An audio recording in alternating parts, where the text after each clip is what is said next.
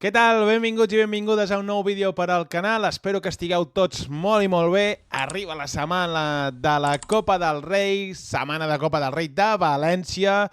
Espectacle aquest Roig Arena. Malauradament no hi podré ser, així que m'he atrevit a fer el bracket d'aquesta Copa del Rei, que el podeu fer a la pàgina web de l'ACB i ho farem ara tots juntets. Us deixaré la meva opinió, la veureu aquí ara mateix en aquest vídeo. Abans de començar, sobretot, doneu like al vídeo, que m'ajuda molt a créixer en aquest projecte, ja ho sabeu.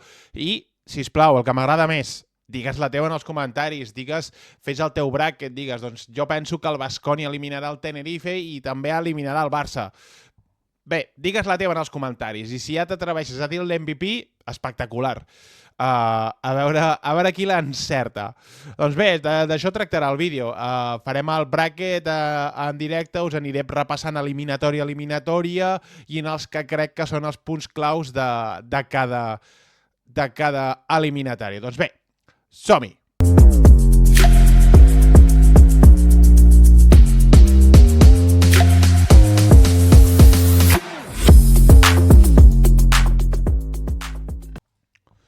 Doncs vinga, ja estem per aquí. Primera eliminatòria, València Bàsquet, així se juguen-tot. Recordem que la Copa del Rei es juga a València, per tant, l'amfitrió obrirà la Copa del Rei, partit de dijous. Aquests dos equips s'han trobat dues vegades ja a l'ACB, per tant, ja han jugat els dos partits que havien de jugar a la Lliga regular. Una victòria per cada victòria ha sigut per l'equip local. El València va guanyar la jornada 4, 102-90, i a la jornada 19, és a dir, fa molt poquet, la penya va ser capaç de guanyar el València 90-87. Hem de destacar que el València venia de doble jornada d'Eurolliga, per tant, era el tercer partit d'aquella setmana per l'equip de Pedro Martínez. Qui crec que guanyarà? Jo crec que, encara que hi hagi una mica d'aquesta superstició de l'equip que obre el torneig, l'amfitrió cau eliminat, la temporada va passar amb el Màlaga, jo crec que aquest València Bàsquet ja va aprendre de l'any de Gran Canària, en què van caure a casa. Bé, el de Màlaga va ser fa 2 anys, que m'equivocava, i el Gran Canària va ser capaç de guanyar el València sent l'amfitrió també. Per tant, crec que el València ja n'ha après, el gran nucli dur d'aquesta plantilla taronja continua estant en aquest equip, ja ha après de la temporada passada, venen amb bona dinàmica, bons resultats, a l'Eurolliga estan com un tret, estem com un coet, i a la CB igual, no? Crec que és una de les millors temporades del València Bàsquet de tota la seva història, i mira que han aconseguit coses, però bé, per part de la penya, clar, tens dos jugadors que són diferencials, tens a Ricky Rubio i tens a Ante Tomic, i a més li has de sumar el moment de forma de Cameron Hunt, que deu ser ara mateix un dels candidats a guanyar l'MVP de la temporada. És espectacular la facilitat que té aquest nord-americà per anotar punts des de llarga distància, trepitjant pintura, posant la pilota al terra.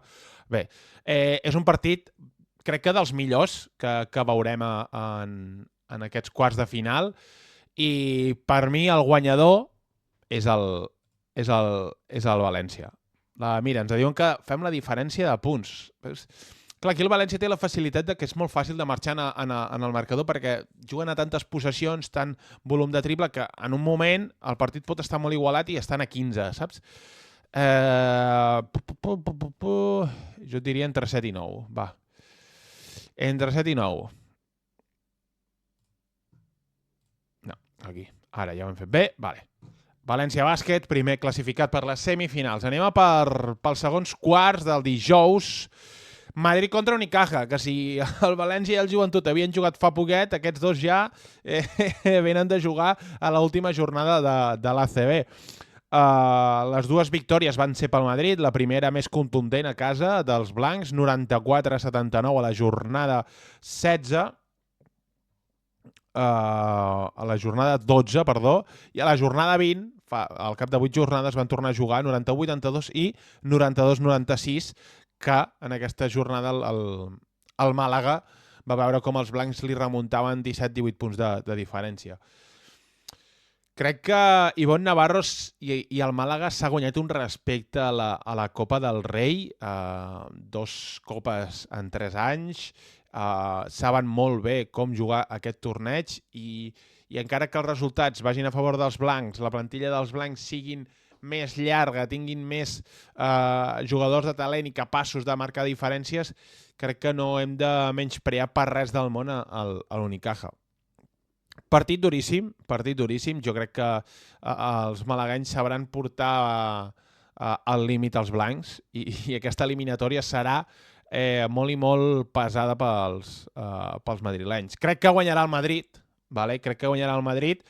però crec que menys, fins i tot crec que guanyarà de molts pocs punts. Ja et dic que confio molt en la feina d'Ivonne Navarro, sent capaç de portar al límit equips físicament superiors com és el Madrid. Diferència? Doncs mira, entre 4 i 6 punts. De 1-3 me sembla massa poc.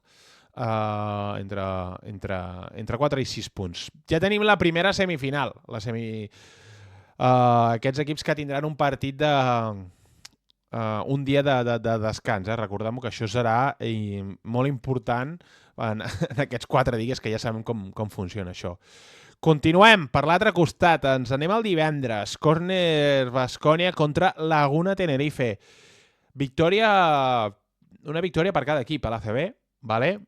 La primera a la jornada 5 pel Baskonia, 89-76, quan encara l'equip no estava carburant tant i tan bé com ho està fent ara, de l'equip de Pablo Gagliati, i jornada 18, per tant, fa 2 setmanetes, el Tenerife va ser capaç de guanyar el Baskonia 89-85 a casa seva. Per tant, victòries locals pels dos equips, estil de joc molt diferent, i jo crec que hi ha una baixa aquí que ho condiciona tot. Però tot ho condiciona tot, la veritat, que és la baixa de Marcelinho Huertas. Bruno Fittipaldo està a un gran nivell, però no és Marcelinho Huertas, i crec que aquest combo de jugar l'1 i el 2 de Bruno ho trobaran a faltar. Veurem com és aquest partit. Xus Vidorreta és un mag de l'estratègia i posarà a la corda fluixa també a l'equip vitorià. Me'n vaig amb el Baskonia, que té molta pólvora a les mans, Lubabu Cabarrot, Trent Forrest, Marcus Howard, i veig una victòria entre 7 i 9 punts. Veurem. Ens anem a l'últim partit, i potser el més difícil de preveure o de mullar-se, no? Barça contra UCAM Múrcia. 2 victòries pels murcians,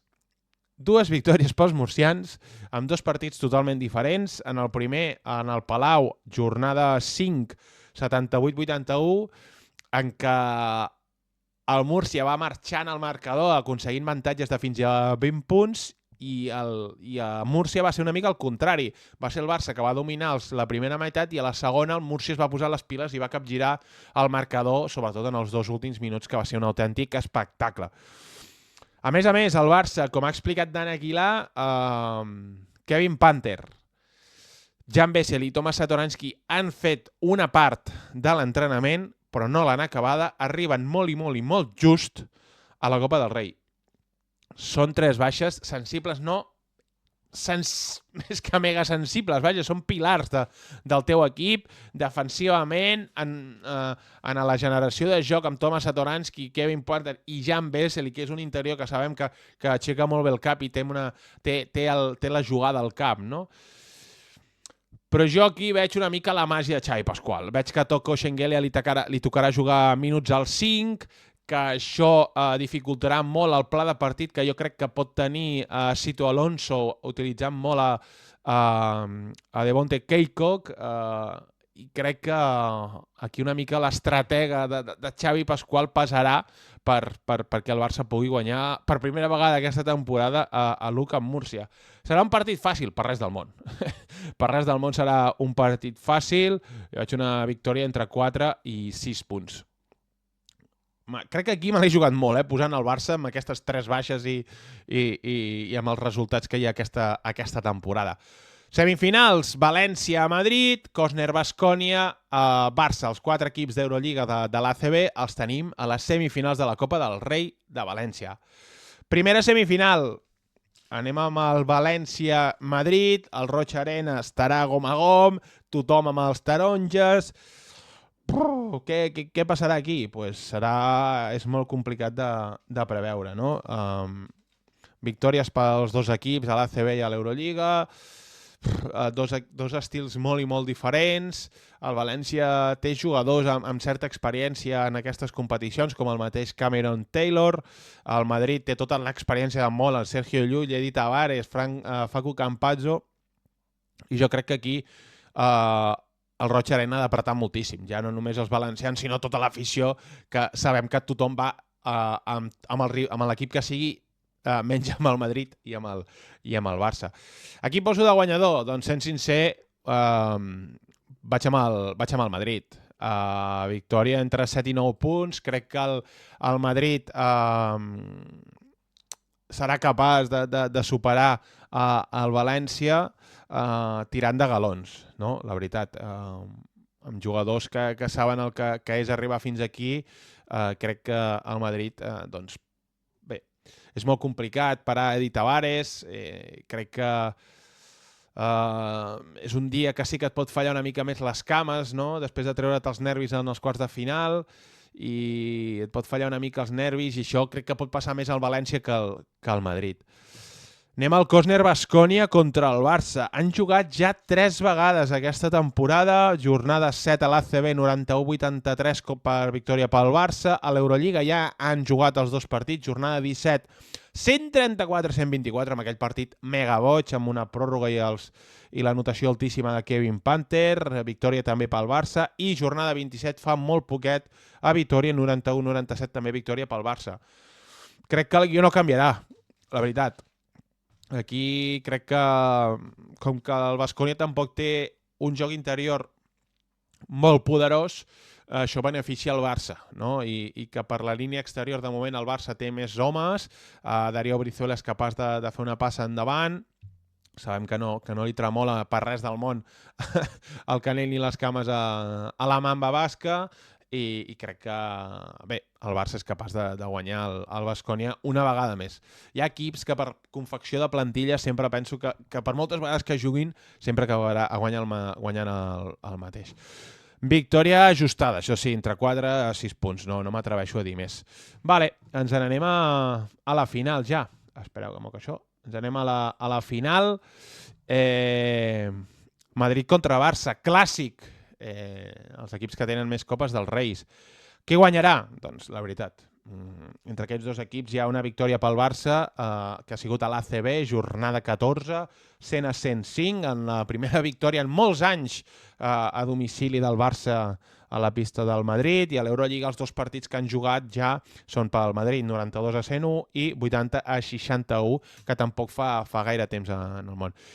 Victòria del Madrid, i crec que és que m'atreveixo a posar entre 10 i 12. Per què? Doncs perquè tercer partit en 3 dies consecutius. Recordem que el Barça juga el divendres, el Madrid juga el dijous, i això per ells en una plantilla tan llarga, només tenen la baixa sensible de Madridón, que potser juga, i el Barça doncs, que arriba amb 3 baixes mega sensibles i que veurem com arriben al divendres. I ja és complicat jugar el dijous, imagineu-vos el divendres.